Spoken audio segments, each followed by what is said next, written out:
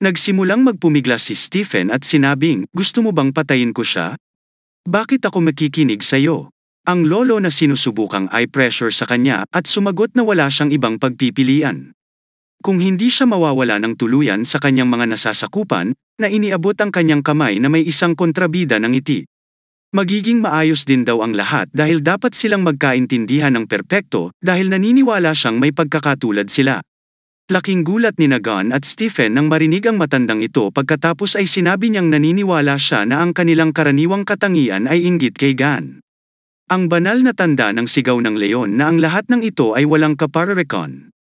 Ngunit tinanong siya ng matanda kung paano niya ipapaliwanag ang kanyang pagkahumaling sa mga artifact na nilikha ni Gun.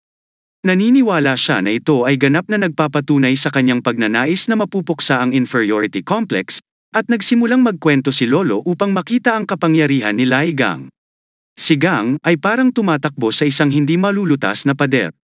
Ang parehong napupunta para sa kanyang mga kasanayan sa artifacting.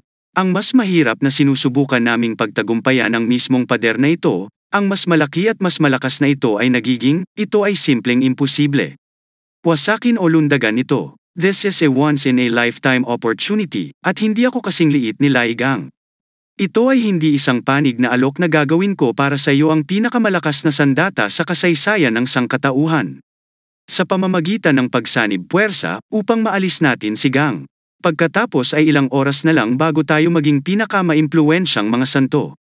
Ngayon kunin ang espadang ito at patayin si Lai Gang. Narinig ito ni Stephen at inilabas ang espada mula sa lupa. Sinigawan siya ni Nuna na huwag mahulog sa mga provocation na ng matanda. Dahil isa itong simpleng bitag, ipinagtanggol niya na hindi siya dapat pagkatiwalaan dahil madulas ang matandang ito para paniwalaan siya. Ngunit hindi siya pinansin ni Stephen at patuloy niyang sinisikap na makalusot sa kanya, na nagsasabing hindi niya ito patatawarin kung muli itong nasaktan. Lumapit si Stephen kay Gun at nag-isip sandali at sinabi ang pinakamalakas na sandata. Ang matanda ay naiinip na sumisigaw para sa kanya na tapusin na siya. Biglang umikot si Stephen at hinampas ng husto ang suit ng matanda. Natahimik si Nuna at kitang-kita sa kanyang mga mata na nagsimulang igalang niya ang kanyang amo. Bakas sa mukha ng matanda na parang niloko siya at sinabing uod. Handa ka bang isuko ang iyong tanging pagkakataon? Galit na galit si Stephen at sinigawan siya. Nagtatanong kung bakit siya magtitiwala sa kanya kung ginawa ito ng matanda sa kanyang mga tao. Pagkatapos ay idinagdag niya na inilagay niya ang lahat ng kanyang lakas upang malampasan si Lai Gang. Naiintindihan niya na wala siyang oras para sa anumang mga komplikado. At hindi rin niya intensyon na patayin si Lai Gang sa ganoong kaduwagan. Pagkatapos ay ibinigay niya sa kanyang lolo ang gitnang daliri. Nagsisimula na rin siyang igalang ni Gan. Sinabi ng Lion Saint Sign, "Tsaka nalampasan ko na, ang kailangan ko lang ay isang desenteng sandata. Huwag mo akong ikumpara sa iyong sarili, ikaw na matanda." Matapos itong isiga ay sinumpa niya ito ng galit. At saka siya nagpatuloy sa pagsigaw. Sinasabi mo na gagawa ka ng pinakamalakas na sandata kahit na inamin mo na hindi mo kayang lampasan si Lai Gang? Sa ganoong ugali, hindi ka na makakalikha ng anumang bagay na mahalaga habang kasuklam-suklam ka. Hindi maganda ang pakiramdam ng aking lolo at sinabi lamang na amputed ito kaagad pagkatapos ng mga salita. Nagpasya siyang atikihin si Stephen, sumisigaw na pagsisihan niya ito. Ngunit ang banal na marka ng leon ay malakas, napakalakas na sa isang suntok sa kanyang sandata, nabasag ito. Natakot ang matanda at sinimulan siyang sigawan na huwag mag-overestimate sa sarili. Sa sobrang takot, sinimulan niyang gamitin ang lahat ng posibleng sandata niya, at nagsimula siyang maglunsad ng mga rocket dito. Pati na rin ang pagpapaputok mula sa lahat ng mga baril, sumabog ang mga passing missile. At naramdaman ng aking lolo na kahit ang tanda ng leon ay hindi makayanan ang pagsalakay ng kanyang mga sandata. Laking gulat ng matanda nang ang leon ay tumalon mula sa ulap ng usok, hawak ang isa sa mga rocket nito sa kanyang mga ngipin. At ang banal na tanda ng Leo ay napuno, dahil napagtanto niyang sa loob ng 20 taon ay talagang nalulunod siya sa sarili niyang inferiority complex. Ngunit muli siyang bumangon mula sa kanyang mga tuhod upang malampasan ang kanyang sariling mga limitasyon. At ginagawa niya ang lahat para lang sa paglampas sa Lai Gang. Sinabi niya ang lahat ng ito ng buong tiwala at matapang. Inamin ang kanyang mga pagkakamali at tumayo pagkatapos niyang tumalon mula sa ulap ng usok, isinaaktibo niya ang kanyang kakayahan sa libong kuko. Ang mga kuko na ito ay lubhang nasira. Nakasuot ang matanda sa kanyang baluti. Sabi ng banal na tanda ng leon. Aaminin ko, maganda ang suit mo. Matandang kambing. Natalo ang lolo ko. Sinimulan ni Stephen ang pagpunit ng mga tipak ng metal sa kanyang suit. Pinunit ang kanyang baluti at sumabog sa kanyang katawan. Ang mga piraso ng baluti ay lumilipad kung saan-saan. Ang banal na tanda ng Leo ay sumisigaw. Ngunit kahit na ang duwag na Aquarius ay lumalaban ng walang baluti. Ngayon umalis ka sa kanilang matanda. Ayaw man lang sumuko ng matanda pero biglang may pumunta si Gang sa kanila. At tinanong kung titigil na ba sila sa pag-aaway. At halata sa mukha niya na namiss na niya ang mga ito. Nung una ay napalingon silang dalawa pero maya-maya ay nabigla silang dalawa dahil akala nilang lahat ay nakahandusay siya. Paliwanag ng isang baril, hinayaan kong hawakan ang sarili ko para malaman kung ano ang nasa isip ni Sebastian. Pero natagalan ka, pagod na akong humiga, siya nga pala, napakahina ng mga beastmen. Ang lahat ng nasasakupan ng Holy Lion Mark ay napakabilis na natalo, at si Nuna, na nahuli, ay nagulat na ang kanyang tiyuhin ay nakipag-ayos sa bawat isa ng napakabilis. Nakatayo ang matanda at si Stephen na nakabuka ang mga bibig, ni hindi sigurado kung ano ang sasabihin. Ang sabi ng bida ay umalis na siya dito at sa isang normal na sipa lang ay tinanggal si Stephen sa kanyang lolo. At sinabi niya na mayroon siyang ilang mga katanungan para sa matanda. Kaya nag-offer ako na makipag-chat sa kanya. Halata sa mukha ng matanda ang pagkadismaya, ngunit si Gang ay mixed emotion. Kung paano nagsimula ang lahat sa ngalan ni Gan, hinawakan muna siya at patuloy silang nag-aaway. Nakahiga lang si Gan at humikab. Pero makalipas ang maikling panahon, napagod siya sa paghiga, kaya tumayo na lang siya at sinabing, iyan ba ang tinatawag nilang away? Ito ay upang hintayin silang matapos. Dapat pala ay pinatumba ko na silang dalawa kaagad para tapos na. Agad siyang sinunggaban ng mga lobo, ngunit bigla siyang tumalikod at sinuntok sila ng napakalakas kaya lumipad sila. Lumapit siya sa kanila at tinanong kung hanggang kailan nila ito gagawin. Isinalaysay na 20 taon na ang nakalilipas, ilang sandali bago ang pagsalakay ng demonyong Tore, isang taong may blonde na buhok ang nagsabi na ang Tore na ito ay libingan ni Lei Gang. Tanong ng matanda, ito ay isang propesya na ipinasa ni Hugo Otis mula sa sagradong nilalang, hindi ba? Sinasabi nila sa kanya na ang mga salitang iyon ay walang iba kundi isang prediction. At ang lalaking iyon ay nagsasalita tungkol sa eksaktong plano na kanyang ipapatupad. Nagsimulang ngumiti ng may mali siya ang matanda, at sa pagsasalita niya para siyang nakuryente. Kung tutuusin, hindi naman siya naabala ng dahilan kung bakit siya nilapitan. Napagtanto niya na si Lei Gang ay mamamatay. At ito ay isang beses sa isang buhay na pagkakataon, isang pagkakataon upang sirain. At pagkatapos ay kunin ang lahat ng mga pagkakataon mula sa katawan ni Lei Gang sa kanyang kalamangan. Biglang hinawakan ng kamay ang tablecloth ng mga alaala, sumisigaw na sapat na. At kasabay nito, napunit ito. Ang lahat ng ito ay dahil kay Lei Gang at sumigaw. Hindi ko nakuha ang mga cliched flashbacks mo. Sabihin mo lang kung sino ang nang-ahas na saksakin ako sa likod. Hindi ko ibinibigay ang tungkol sa iyong nakaraan. Nagpa siya si Lolo na makipagtawaran at sinabing magbibigay siya ng sagot, ngunit kung masisiguro lamang ng Gan ang kanyang kaligtasan. Hinawakan siya ni Gan sa panga at tinanong ang matanda, hindi mo pa rin maintindihan ang buong sitwasyon. Nakuha mo pang makipag-bargainan. Sa mga salita mong walang katuturan. At wala ka sa tamang posisyon. Kung hindi mo ay tithilang kasinungalingan mo ay puputulan ko ang panga at dila mo nang wala sa oras. Gayunpaman ang matanda ay bumulong sa sakit at nasabit na ito ay maiden. Naalala ang mga salita ng Purple Witch na nagsabi rin ng parehas na maiden. At nagpa siya si Gang na dumaan muli sa kinaroroonan ni Jinman. Gusto niyang ibigay sa kanya ang punyal para pag-aralan. Sinabi ng bida na sapat na ang sinabi ng kanyang lolo, kaya dapat na niyang ibalik ang kanyang maliit na bagay. Ang kanyang martilyo ng pangunawa. Nagalit ang matanda na kahit siya ay dinadala, tinanong kung may problema ba yon. Sinabi ng matanda na ibabalik niya ito. Sa ngayon, ang banal na tanda ng Capricorn, iniabot ni Sebastian ang relics, ang Comprehension Hammer. Natutuwa si Gang na naibalik na ang Comprehension Hammer. At ang banal na tanda ng Capricorn ay labis na kinakabahan tungkol sa pagkawala ng martilyo ni Gang. Tinanong ni Gang si Sebastian kung bakit naging maasim ang mukha niya. Kung naiinis ba siya sa pagbukas ng portal, sinabihan ni Gan ang tatlong magkakapatid na lumabas. Lahat ng tatlong avatar ay lumabas dito, nagtatanong kung bakit sila tinawag ni Lai Gang. Paliwanag ni Gang, ibalik ang matandang ito sa inyong mundo. Kung siya ay lumalaban, maaari mong baliin ang isang pares ng kanyang mga paa. Masunurin nilang natapos ang kanilang gawain at laking gulat ng matanda na si Gan ay pinaglilingkuran ng mga avatar. Ang matandang lalaki na nawawala sa portal sumigaw ng stop. Hindi ka naging santo, ngunit isang Diyos ng bagong konstelasyon mismo. Ngunit tiningnan lang ito ni Gan at idinagdag sa dulo na dapat niyang isipin ang kanyang pag-uugali. Bawat isa mula sa Leo constellation ay nagsimulang magising pagkatapos ng Mormoth. Hindi maintindihan kung ano ang nangyayari sa kanila sa lahat ng oras na ito. Natuwa sina Nuna at Stephen na ang bawat isa ay nagsisimula ng bumawi. Natutuwa din ang ibang mga konstelasyon na hindi na sila aatakehin ng mga layon at ang mga tao mula sa konstelasyon ng Capricorn ay nagtanong kung ano ang dapat nilang gawin. Dahil ang kanilang pinuno ay kinuha ng puwersa. Tila, ang isa sa mga obispo ay nagsimulang gumamit ng isa sa mga item sa sandaling iyon. Ang lahat ng mga leon ay may ginagawa sa kanilang baluti. Takot na takot sila dahil ang bawat isa sa kanila ay nagsimulang sumabog. Nagsimulang tumawa ng malisyoso ang obispo at sinabing mukhang nakalimutan mong ginugulo ng aming sangay ang iyong kagamitan.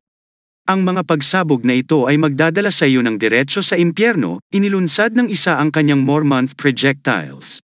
Ang isa sa kanyang mga paksa ay naglunsad ng isang Mormoth shell kay Gan at si Gan ay pagod na sa lahat ng ito, at tinanong niya ang lahat ng Mormoth. Ano na ba ang susunod nilang laruan? Pagkatapos ay hayaan mong ipakita ko rin sa iyo ang akin. Sinimulan ni Gan ang paggamit ng kanyang martilyo ng pangunawa at nagpa siya na pagbutihin ang isang tiyak na target. Ang kanyang target ay isang Mormoth shell na tumama sa lumilipad na projectile ay nagdulot ng malalaking sparks at flashes.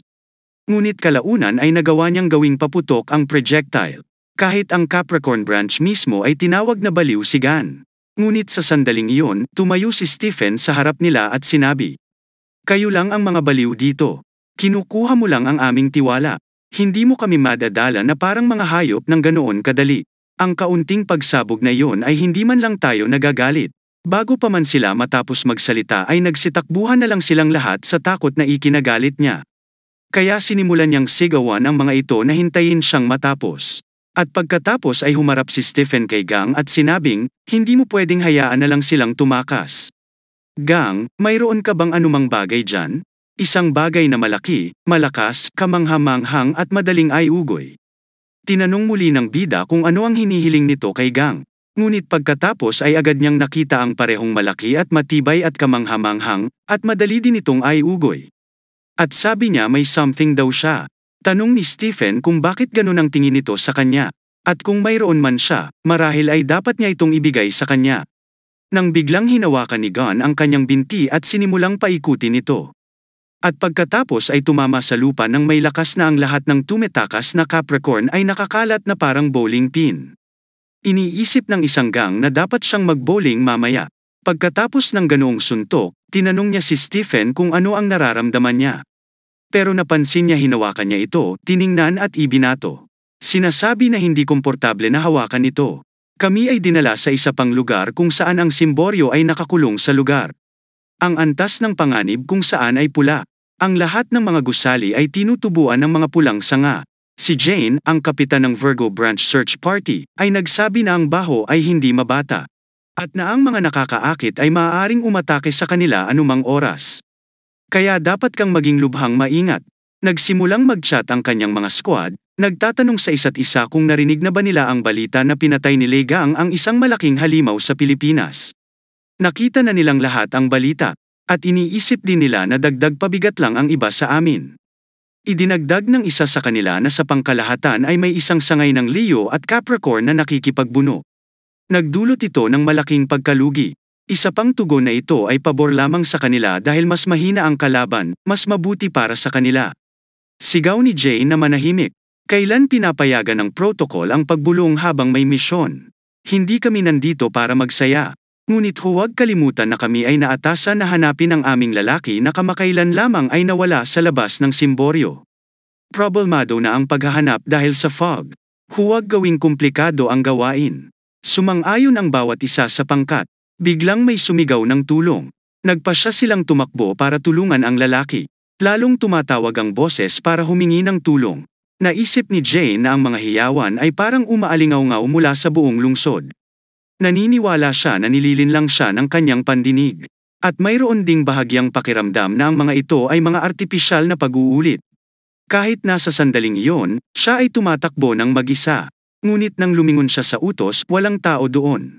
Nagsimula siyang sumigaw. Hoy, saan napunta ang lahat? Walang sumasagot. Biglang, sa likod ni Jane, muling sumigaw ng tulong. Ito ay isang halimaw na naglalaro lamang ng isang tawag para sa tulong. Gaya nga ng nahulaan niya, hindi siya nahirapang hawakan si Jane at humajekjek.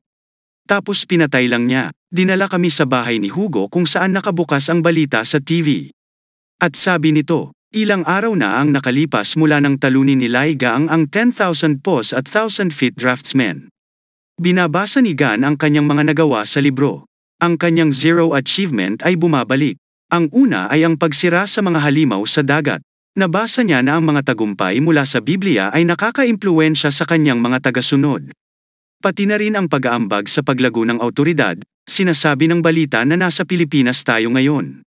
Sinisikap nilang ilipat ang mga bangkay ng mga nagdadala ng kasawian sa tulong ng isang malaking crane.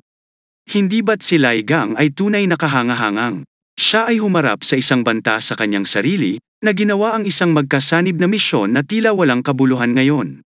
Sinabi ni Gan na kahit saan ka tumingin, ito ay parehong balita. Hindi niya maintindihan kung bakit nagulat ang bawat isa na nakapatay siya ng 2 octopus, pero at least masaya siya na ang balitang ito ay nilalaro sa positibong paraan. Ang pangunahing punto ng Bibliyang ito ay ang magsagawa ng mga pagkilos na maaaring makaakit ng pansin. Matapos isara ang libro, sinabi niya na ito ay sapat na sa ngayon. Sa ibang pagkakataon, kakailanganin niyang harapin ang listahan ng mga gawain. Nakatanggap ang Gan ng bagong notification at nagpasyang tingnan muna ang test notification. Sinasabi nito na magsisimula ang pagsubok sa sandaling maabot niya ang 10 antas ng Divine Throne. At pagkatapos ay kailangan niyang kumpletuhin ang 3 pagsusulit. Ang reward ay isang natatanging off-futures avatar, isang makabuluhang pagtaas sa mga pisikal na kakayahan, isang natatanging kasanayan, at isang sagradong off-futures relic. Ang oras para i-clear ang pagsusulit ay 240 oras at may multa para sa pagkabigo sa pagsusulit. Nawala sa isip kung ito ay isang uri ng paghahanap na lumitaw pagkatapos ng kanyang pakikipaglaban sa sagradong nilalang. Isa sa mga pagsubok ay ang pagsubok ng lakas. Kailangan niyang sirain ang God Eater at huwag ding gamitin ang Battle Instinct skill. Nanghihinayang ang bida na bawal siyang gamitin ang skill, ngunit kung sa panahon ng pagsubok, hindi siya nakatagpo ng isang sagradong nilalang o isang malaking atraksyon, kung gayon ang lahat ay magiging maayos. Ang iba pang 2 hamon ay isang pagsubok sa pag-iisip kung saan kailangan niyang bumili ng isang magtotroso upang maitala ang mga nagawa at ang pagsubok ng apoy kung saan kailangan niyang tanggapin ang isang avatar ng tao. Bilang isang Templar, nakita ng Gan na medyo may problema ang 2 quest na ito, at pagkatapos ay nagpasya siyang tumingin sa iba pang mga notification. Sinabi nito na na-improve ang kanyang God's Gaze skill, at ang karagdagang pag-andar ay magagamit na ngayon sa kanya. Ang sekretarya ni Hugo ay nag-aalis ng alikabok kay Yang Wei na laruan. Si Gan ay nagpasya na subukan ang kanyang mata ng Diyos sa kanila. At pinahintulutan siya ng bagong functionality na makita kung ano ang antas ng katapatan ng isang tao. Si Aaron ay 85% Sagittarius at 81% Ophiuchus. Si Yang Wei ay may 70% kay Ares. Si Gan, na nakatanggap ng abiso ay nagbigay ng pahiwatig. Kung ang iyong bagong katapatan ng Templars ay hindi katumbas ng 100%. Pagkatapos ay hihina ang kapangyarihan ng pagsasanga. Napagtanto ng bayani na sinabi sa kanya ng pahiwatig na maging maingat sa pagpili ng bagong Templar. Kaagad, naisip niya sina Song at Nuna, pati na rin si Hugo. Si Gan ay tunay na masaya at tiwala na sila ay tiyak na magiging kanyang mga tagasunod. At kaya kailangan niyang ipagpatuloy ito ngayon. Tinanong ni Gan si Aaron kung nasaan na silang lahat, at ang sabi niya ay nakaalis na sila ng maaga. Galit ang bida na kailangan niyang subukan muli mamaya. Nagring agad ang phone niya. Ito ay si Jin, man. Dinala kami sa panaginip ni Sean, kung saan may mga sumisigaw para sa tulong sa lahat ng dako at maraming nasugatan na mga tao na nahuli sa mga guho. At nakita namin ang isang batang babae na nagsasabing Song Ye. Makinig ng mabuti. Kailangan mong magtago at maghintay sa kotse hanggang sa dumating ang iyong ama. Okay, isipin mo na lang na naglalaro kami ng taguan. Magtago ka ng mabuti para hindi ka matagpuan pagdating ng tatay ko dito, madali niyang haharapin ang halimaw. Hanggang doon, ay pangako mo sa iyong ina na magiging masunurin at matapang ka. Sa sandaling ito, nagsimulang sumigaw si Song at bakas sa kanyang mga mata ang takot. Tapos nagising siya sa kotse, nanginginig. Paninigurado ni Nuna sa kanya. Tinanong ni Hugo kung ayos lang siya. Sagot ni Song na malamang ay sobrang excited na siya. Dahil ito ang unang pagkikita nila ng kanyang ina. Sa mahabang panahon, nagmungkahi si Nuna na baka ito ang side effects ng banal na parusa. Kaya dapat mas bigyan niya ng pansin ang sarili niya. Sinabi ng panaginip na ang lahat ay maayos, labis na trabaho. Naalala ni Nuna at sinabing, muntik ko nang makalimutan. Dahil gising ka, kunin mo ito. Ito ang iyong regalo sa kaarawan. Nakuha ko ang bagay na hiniling mo. Naalala ko na kailangan mo ng relic para magimbak ng magic power ng kambal, di ba? Nakuha ko sa tatay ko. Ngunit sigurado ka bang sapat na yon? Mukhang tuwang-tuwa si Song at sinabing sa pamamagitan nito, tiyak na mapupuno niya ang mga puntos ng kontribusyon. Natuwa si Nuna na nagustuhan niya. Nagpasalamat si Song sa pagbabantay sa kanya. Sinabi ni Hugo sa kanyang anak na ang kanyang ina ay magagalit kapag siya ay makita na may malungkot na mukha sa kanyang kaarawan. Maya-maya pa ay dumating na sila sa ospital papasok sa room number 808. Masayang ikinwento ni Nuna na nagawa ni Gan na mag-iwan ng sagradong diwa sa kanyang noo. Sa palagay niya siya ay mega cool, gustong ipakilala ni Nuna si Gang sa kanyang ina. Sa oras na magising ito, marami silang pag-uusapan. Ito ay ang batang babae mula sa panaginip na nakahiga na walang malay sa higaan. Si Hugo ay labis na nabalisa at hindi pumunta doon. Biglang tumunog ang phone niya at kinuha niya ito at lumabas. At sabi niya na kailangan niyang e-postpone ang kanyang trabaho dahil ito ay importanteng araw. Pero isipin mo na lang, laking gulat ni Hugo na kailangan ako ng mga pinuno ng European Union. At ito ay isang problema lamang sa nakakaakit ay hindi ang punong tanggapan ng sangay ng Virgo na matatagpuan malapit sa dome.